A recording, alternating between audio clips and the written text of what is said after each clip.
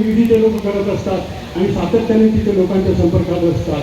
आपण वर्षभरात असे वस्ती पातळीवर तळागाळात म्हणजे म्हटलं जातं कोणाने बरेच लोक म्हणतात की तळागाळातल्या माणसात जायला पाहिजे, तळागाळातल्या माणसात जायला पाहिजे, पण तरीसुद्धा आपली चळवळ वस्तीत सुरू झालेली आहे, रस्त्यावरच्या माणसापर्यंत पोहोचलेली आहे असं काही दिसत नाही. तर त्या दृष्टीने आपण काय करणार आहोत, तिथे कसं जाणार आहोत, तिथे जाण्याची माध्यमं काय, कशा पद्धतीने आपण जाणार आहोत याचा आपल्याला याच्यापुढे विचार करावा लागेल. बंदिस्त थिएटरमध्ये किंवा बंदिस्त जागेमध्ये काही गोष्टी काही उपक्रम करणं ठीक आहे.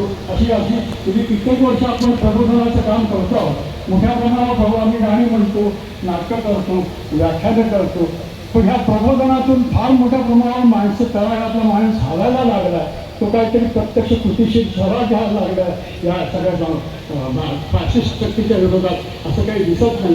तसं होण्यासाठी आपल्याला काहीतरी करायला पाहिजे आणि त्या दृष्टीने आपण ह्या क्रांतीभूमीत एक संकल्प करूया की याच्या पुढे आपण संमेलनं घेत राहू. मी असं काय म्हणत नाही की संमेलनं घेऊ नये किंवा प्रबोधनाचे कार्यक्रम करू नये, पण लोक स्वतःहून त्या लोकांचा कृतीशील सहभाग असेल, लोकांमध्ये काहीतरी हालचाल होईल असे काही कार्यक्रम घेतल्याशिवाय आपल्याला आताच्या आपल्यासमोर जे संकट उभं राहिलेलं आहे त्याला तोंड देता येणार नाही. काही संपूर्ण वस्त्यांमध्ये आज मोठ्या प्रमाणावर RSSचे लोक घुसलेले आहेत. तिथे आपली चळवळ घुसली नाही तर आपल्याला त्या लोकांना आणि खरं तर लोक आपलीच आहे. बहुजन समाजातला माणूस हा काय ब्राह्मणवाल्यांकडे फारसा जाणारा नाही, त्याची दिशाभूल करत ते लोक त्यांच्याकडे घेत आहेत.